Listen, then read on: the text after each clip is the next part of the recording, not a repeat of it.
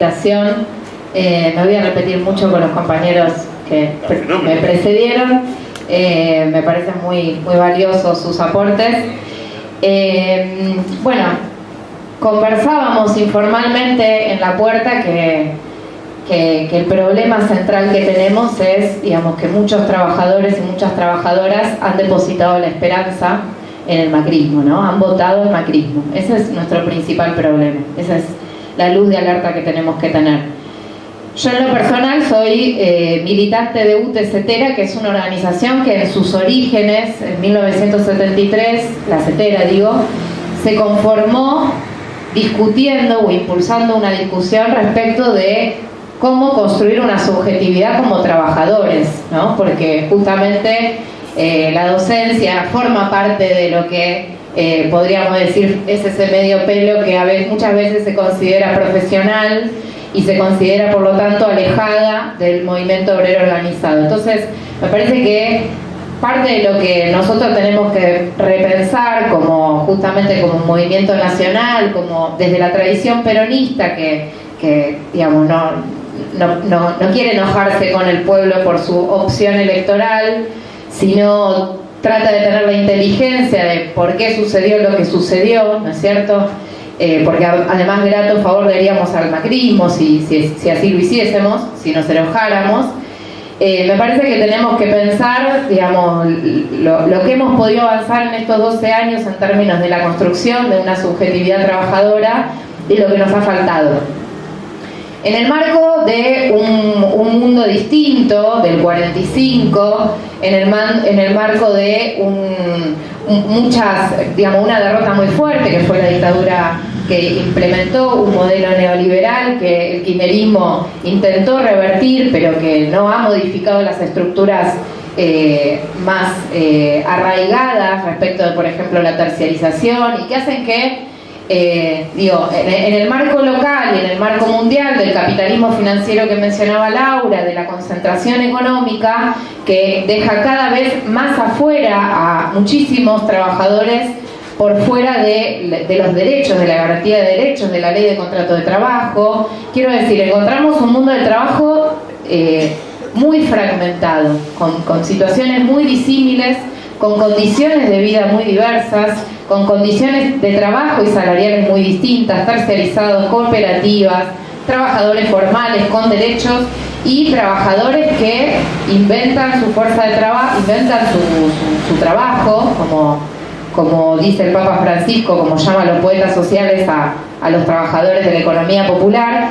y que le exigen al Estado, digamos, un piso de dignidad, ¿no? Esto que planteaba Laurita de por qué hablar en términos de productividad, justamente lo que inaugura la CETEP, como el 30-40% de los laburantes que fueron excluidos del mercado de trabajo y que probablemente no sean absorbidos en tanto tales, es justamente por qué seguir hablando en términos de productividad y por qué no hablar en términos de función social, ¿no? Lo escuchamos a Graboy haciendo esa pregunta, digamos, ¿por qué los trabajadores, el reciclador de basura, el reciclador de cartones, tiene que estar dando cuenta de su productividad y por qué no podemos hablar de que es una función social para la Ciudad de Buenos Aires, para la Nación, etcétera? Bueno, en ese marco es que nosotros nos tenemos que, romper la cabeza para pensar un destino común de esa clase trabajadora, ¿no? Y a su vez un sector laburante que ganó derechos durante el kirchnerismo y que quizás hoy está pensando en la inseguridad, hoy está pensando en que el choriplanero no le robe lo que conquistó. Esa es la complejidad del mundo del trabajo en el cual vivimos y me parece que la responsabilidad de las organizaciones sindicales, de los militantes sindicales, es justamente conformar un destino común. En el cual me parece que, las escenas que hemos vivido esta semana son altamente gratificantes, altamente esperanzadoras, porque hemos visto cómo la CETEP, la CTA y la Corriente Federal han protagonizado un escenario en la calle, tanto esta semana como el 29 pasado, donde muchas veces algunos compañeros se detienen en cuándo convoca el paro de la CGT, y digamos, con mucho recelo del sindicalismo aún, con mucho prejuicio del sindicalismo aún, por parte de compañeras y compañeros cercanos, que sin embargo yo, digamos, me puedo pensar y la verdad es que la respuesta que me doy es, bueno, de algún modo esa organización sindical, esa central sindical no está conduciendo el conflicto, porque es de hecho que no está pudiendo conducir el conflicto y tampoco está pudiendo garantizar la paz social, ¿no? Porque hay otros actores emergentes que están poniendo el quilombo en la calle y en todo caso están condicionando para que hoy efectivamente, como grata noticia, porque los queremos a todos y no sobran voluntades, la CGT finalmente convoca un paro para el lunes de esta semana. Y a su vez, digamos, cómo poder construir dialécticamente, como planteaba Laura, posturas que no sean conservadoras respecto de esta oligarquía, de esta vieja oligarquía olvidada, ¿no? Porque a nosotros como sector sindical de la docencia muchas veces nos pasa que el macrismo viene con estas ideas de secundaria del futuro, ley de contrato de trabajo incluyendo, digamos, perspectiva de género en un artículo respecto del cupo, respecto de las licencias parentales para los padres, ampliando las licencias parentales. Y muchas veces nuestras respuestas conservadoras, que lo hemos conversado muchas veces con Laura, terminan siendo poco dialógicas con el sentido común, con la gente de a pie, ¿no? Porque nos ponemos en posicionamientos muy conservadores. Por ejemplo, en el sistema educativo es muy claro. El macrismo viene a poner una pregunta respecto de que la escuela media no funciona, y la verdad es que uno no puede decir que va sobre rieles. Porque la verdad es que es el nivel educativo que más deserción tiene, que más pibes abandonan. Entonces nosotros también nos tenemos que hacer una pregunta que el kirchnerismo intentó resolver con, digamos, la eliminación de los profes taxi, con que los profesores tuvieran más identidad en la escuela, puedan construir módulos de mayor cantidad de horas en las escuelas para construir esos lazos identitarios que sí tiene la escuela primaria, ¿no? Entonces, cómo tratar de no tener respuestas defensivas y conservadoras, que es el primer impulso ante los avances de esta derecha.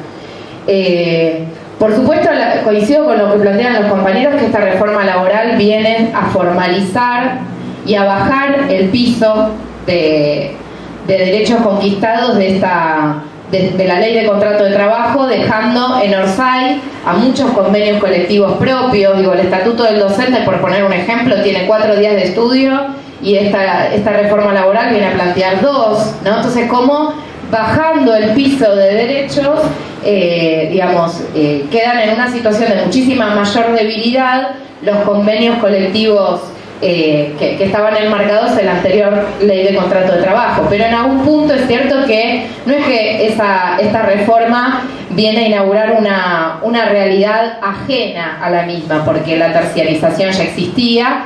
Por supuesto, la viene a profundizar, viene a profundizar esa transferencia de ingresos de los sectores trabajadores, fundamentalmente en nuestra seguridad social, en nuestros derechos conquistados, a los sectores empresariales. Y con esta ficción, con este relato, ellos que tanto hablaban de relato en su momento, con este relato de que el trabajador y la patronal tienen el mismo estatus, como si estuviésemos en una misma situación de seguridad y no de vulnerabilidad, por un lado, y por otro lado que, digamos, flexibilizando esta condición de trabajo va a haber mayores posibilidades para la contratación, cuando en realidad va a ser su reverso, va a haber mayores posibilidades para el desempleo, porque justamente lo que viene a flexibilizar es fundamentalmente para echarte. Exactamente, para rajarte, porque lo que viene a profundizar es las mayores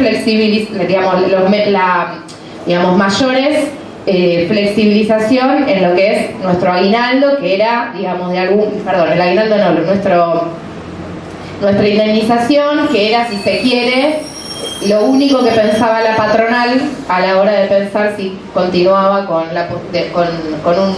un trabajador más o un trabajador menos. Bueno, esto es a lo que nos enfrentamos. Por supuesto, está en la reforma tributaria y la reforma previsional, que vienen a hacer la caja. si se quiere la reforma laboral, podríamos pensarlo más en términos de una transformación cultural de las condiciones de trabajo o formalizar esas transformaciones en detrimento de las condiciones de vida de los trabajadores. Pero bueno, la verdad es que lo que ha sucedido en estas últimas semanas es muy auspicioso, digamos. Me parece que la unidad entre la CETEP, la CTA y la Corriente Federal son auspiciosas. Me parece que es lógico también que esa unidad se conforme más fácilmente o con menores dificultades en lo reivindicativo, las cuestiones reivindicativas, las cuestiones defensivas también. Por supuesto que la política todavía nos debe, o todavía, tenemos que construir un camino de unidad política que contenga todos estos sectores en una propuesta electoral, que tiene que también ser nuestro objetivo fundamental. Otra cuestión que también me olvidaba de la reforma laboral es justamente la relación entre la terciarización y el sindicalismo. No es una relación fácil entre la terciarización y el sindicalismo. En general hay muchos sindicatos que no se hacen cargo de esos sectores que son terciarizados. Es una situación bastante difícil. Nosotros en la Ciudad de Buenos Aires, la UTE tiene una experiencia muy interesante para socializar en esos términos de todos los trabajadores que formaban parte de los programas de inclusión escolar, de los ex programas SAP, de zonas de aprendizaje prioritario, que fueron a partir de un proyecto de ley contenidos en nuestro convenio colectivo de trabajo, con el principal argumento de que nuestro estatuto en el artículo 1 dice que toda persona que esté aquí enfrente a un curso y estudiantes es considerado trabajador de la educación. Pero quiero decir, no es una relación sencilla la del sindicalismo y las terciarizadas. Me parece que hay mucho camino por andar en esos términos. El sindicalismo tiene que abrazar mucho más de lo que hace a los compañeros y compañeras que están en esas situaciones. Y bueno, y después algunas reflexiones finales, algunas anécdotas. La vez pasada un compañero, estábamos conversando respecto de esto que plantean los compañeros sobre cómo actualizar el peronismo, sobre cómo hacer de un peronismo del siglo XXI. Y un compañero de JP Salte dice, bueno, pero eso en algún punto es volver a enamorar al pueblo con nuestra propuesta, volver a sentirse representativo del pueblo. No deja de ser mirarse mucho entre nosotros, decía el compañero de JP. Y contraponiendo eso decía, bueno, en algún punto nosotros nos tenemos que enamorar más del pueblo. Nosotros tenemos que volver a vincularnos con sus necesidades reales, con sus sueños reales, con sus miserias también, que las existen, cómo nosotros también en lugar de enojarnos, nos volvemos a enamorar del pueblo de modo tal de poder construir una propuesta sindical y política superadora. Y después me parece que es importante también lo que planteaba Roby Baradel respecto de esta semana. Esta semana podría ser, o este conflicto podría ser el principio del fin para el macrismo. Podríamos pensarlo en esos términos esperanzadoramente. Me parece que es fundamental que nosotros como organizaciones sindicales y organizaciones intermedias, como Patria y Pueblo, como las organizaciones del campo popular, podamos comprender que es fundamental nuestro aporte a la causa, porque somos los únicos capaces de transmitirle a nuestros compañeros de base que una lectura política y colectiva respecto de lo que están viviendo, cuando el macrismo viene a hablarles de meritocracia, individualismo, mérito personal, emprendedurismo. Me parece que son fundamentales las organizaciones intermedias para poder construir esa lectura o acercar una lectura colectiva y política respecto de lo que estábamos viviendo. Lo decía en su momento Estela Maldonado que fue una gran dirigente de la CETERA,